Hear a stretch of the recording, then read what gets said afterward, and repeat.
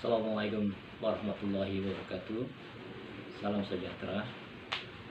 Dan pada kesempatan ini saya akan mencoba perkuliahan melalui video. Ya, cukup dengan WA saja agar supaya mudah diikuti oleh semua mahasiswa. Baik, sebagai budaya Setiani, kita mulai kuliah dengan berdoa masing-masing supaya bismillahirrahmanirrahim. Ya Allah ya Rabbi, semoga materi kuliah ini bermanfaat bagi saudara-saudara semuanya, baik dalam kehidupan sehari-hari maupun dalam pekerjaan dan karir saudara semakin meningkat dan semakin bijak dalam melaksanakan langkah-langkah kebijakan di kantor saudara. Amin ya rabbal alamin. Baik, pada beberapa 2 minggu yang lalu barangkali ya, saya sudah menjelaskan mengenai keterkaitan antara etika dengan administrasi, atau katakanlah etika dalam administrasi. Kalau etika itu dunianya filsafat yang menyangkut masalah value atau nilai dan moral. Kemudian etika itu sifatnya abstrak, berkenaan dengan persoalan baik dan buruk. Sedangkan administrasi dalam kaitan mata kuliah ini adalah dunia keputusan dan tindakan. Maksudnya tindakan administrasi bersifat konkret dan harus mewujudkan apa yang diinginkan. Itu administrasi dalam konteks mata kuliah ini. Kemudian bagaimana keterkaitan antara etika dan administrasi atau etika dan administrasi? Yaitu misalnya gagasan-gagasan dalam administrasi, ketertiban, efisiensi, kemanfaatan, produktivitas, dapat menjelaskan etika dalam prakteknya dan bagaimana dasar-dasar etika mewujudkan yang baik dan menghindari yang buruk. Jadi dapat menjelaskan apa hakikat dari administrasi. Sebetulnya Waldo jauh sebelum itu, tahun 1948, menyatakan siapa yang mempelajari administrasi berarti mempelajari nilai, dan siapa yang mempraktekkan administrasi berarti mempraktekkan alokasi nilai-nilai atau value dalam bahasa Inggrisnya. Jadi mata kuliah ini digelar untuk apa? Ya, kita lihat jawabannya. Kita lihat kondisi dan situasi keseharian baik dalam lingkungan masyarakat luas maupun pejabat publik. Mereka secara sadar mengetahui betul tentang hal yang baik ataupun hal-hal yang buruk, hal yang boleh dilakukan ataupun hal yang tidak boleh dilakukan atau dilarang dilakukan. Ya. Nah, tetapi pada hakikatnya, pada kenyataannya, mengapa mereka memilih perbuatan yang buruk dan yang tidak boleh dilakukan? Jawabannya kita ikuti untayan slide-slide berikutnya. Secara singkat, apa sih yang dikatakan etika? Banyak definisi yang diberikan oleh para ahli, tapi kita ambil makna yang umum, yaitu sebetulnya dia cabang dari ilmu filsafat sebetulnya.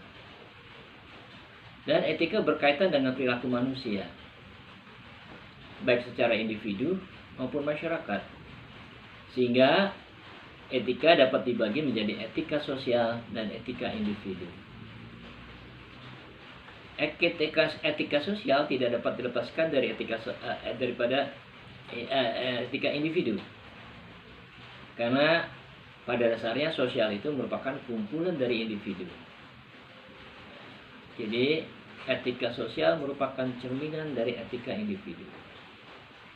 Kita lihat dari masyarakat kelompok para gangster misalnya, itu kumpulan daripada individu-individu yang melakukan kekerasan, ancaman, dan juga barangkali hal-hal teror sampai pada pembunuhan. Jadi sifat-sifat individu tergabung di dalam kelompok gangster itu. Itu salah satu contoh saja. Ya. Jadi sebetulnya dapat dikatakan secara umum seperti tadi, ilmu pengetahuan yang mengajarkan kepada kita tentang perilaku mana yang baik dan benar untuk dilakukan, dan perilaku mana yang buruk yang tidak boleh dilakukan. Sebetulnya dapat dipastikan secara sadar. Tiap manusia memahami mana yang baik dan mana yang benar, dan mana yang buruk dan mana yang tidak boleh dilakukan. Tapi banyak mereka yang melakukan hal negatif. Banyak faktor yang mempengaruhi.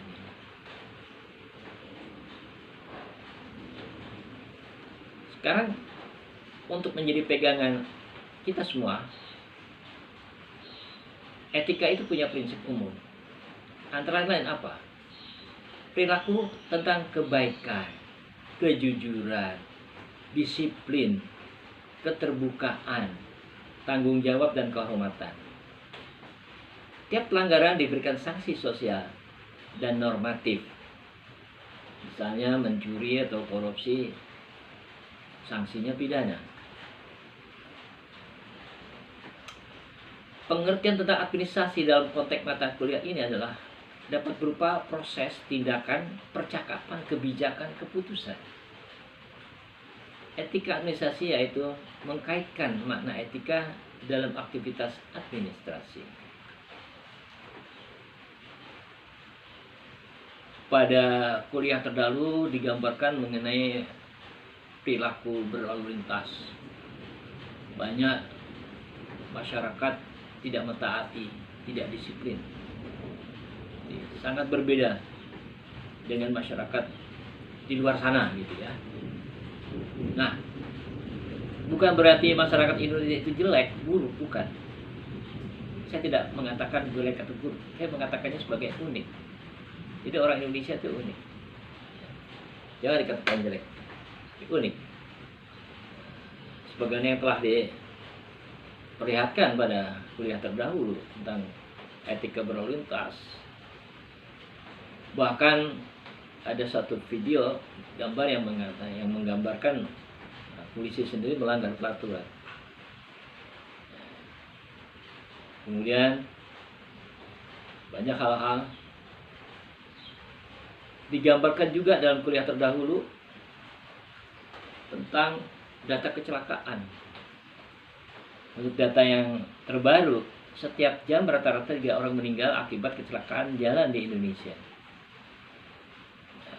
Antara lain 61% karena faktor manusianya, 9 karena faktor kendaraan, dan ke-30 adalah faktor prasarana dan lingkungan. Bapak, ibu-ibu dari program magister tentunya bisa melakukan evaluasi, karena program magister itu bukan analisis ya, lebih dalam lagi, dia evaluatif, mengevaluasi. Dan melakukan evaluasi, Bapak Ibu harus menggunakan apa yang dikatakan secara holistik. Jadi gunakanlah dari berbagai sudut pandang yang lain, dari sudut pandang sosial, dari sudut pandang psikologi, dari sudut pandang hal-hal yang berkaitan dengan hal berkaitan dengan etika. Ya. Jadi harus holistik. Atau bahkan dari segi hukum misalnya ya. Karena berdasarkan pengalaman, orang-orang yang bergerak di bidang hukum malah dihukum ya. Orang-orang yang bekerja di bidang pertahanan malah ditahan. Jadi kita lihat seperti itu.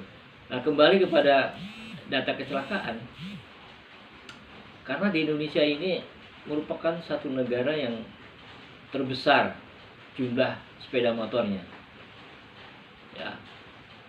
Nah, pernah saya tanyakan pada saudara, keputusan atau kebijakan yang etis dalam menangani masalah kecelakaan kendaraan. Banyak jawaban, namun tepatnya adalah bahwa misalnya jika kendaraan itu dihentikan atau dikurangi produktivitasnya, maka berarti akan terjadi pengangguran, bahkan kerugian ekonomi yang lebih luas. Kemudian tidak bisa dilakukan seperti yang dilakukan oleh Cina. Cina itu tiap 1 bulan motornya dibakar berapa ribu motor. Di Indonesia tidak bisa. Misalnya bulan ini Yamaha dibakar, wah protes. Kemudian bulan depannya Honda misalnya, diprotes lagi. Kalau Cina tidak diprotes karena mereka memang produknya mocin, motor Cina gitu loh. Jadi buatan Cina, buatan sendiri. Tidak akan ada protes dari negara-negara lain. Jadi berbeda. Jadi kebijakan yang etis adalah misalnya untuk membeli motor jangan dengan harga, dengan uang DP 400-500 ribu. Pernah diutarakan 50% dari harga motor uang DP-nya. Nampaknya tidak laku. Jadi produsen akibatnya mengikuti kehendak masyarakat. Ya. Dan tidak ada jaminan. Misalnya di satu tempat dia ambil motor, kemudian tidak bisa melunasi, ditarik motornya, dia bisa ambil tempat lain untuk ambil motor lari dengan nilai yang kurang lebih 400-500 dan seterusnya. Akibatnya berlipat ganda. Pada tahun 15 Honda 1 tahun saja itu 75 juta motor, itu baru Honda, belum merek-merek lain. Jadi betapa dahsyat di Indonesia ini. Sehingga keputusan yang etis misalnya tadi uang DP-nya 50% atau bahkan harus kontan misalnya. Ini tidak bisa, yang akan mengakibatkan pengangguran, kerugian tidak. Jadi harus seperti itu. Kemudian ada yang menjawab sanksinya harus dipertegas. Di Indonesia ini lemah law enforcement, sehingga banyak faktor yang kita lakukan justru dilanggar. Apa yang dilarang itu dilanggar.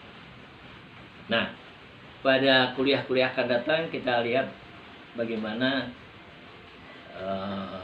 penerapan etika dalam berbagai kegiatan administrasi, misalnya tentang integritas, tentang moral, kemudian berkaitan dengan jabatan seseorang, berkaitan dengan hubungan masyarakat, atau bahkan yang lebih luas lagi. Baik, saya kira untuk hari ini kita akhiri dulu. Tentunya pada yang akan datang untuk materi-materi yang lebih luas lagi dan lebih banyak. Terima kasih. Sebagai budaya dari Setiami, menutup kuliah kita berdoa lagi.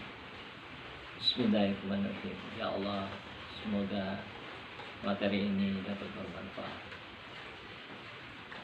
sehingga Bapak Ibu dalam menjalankan tugasnya mendapatkan kehormatan. Baik, terima kasih. Wassalamualaikum warahmatullahi wabarakatuh. Sampai jumpa nanti.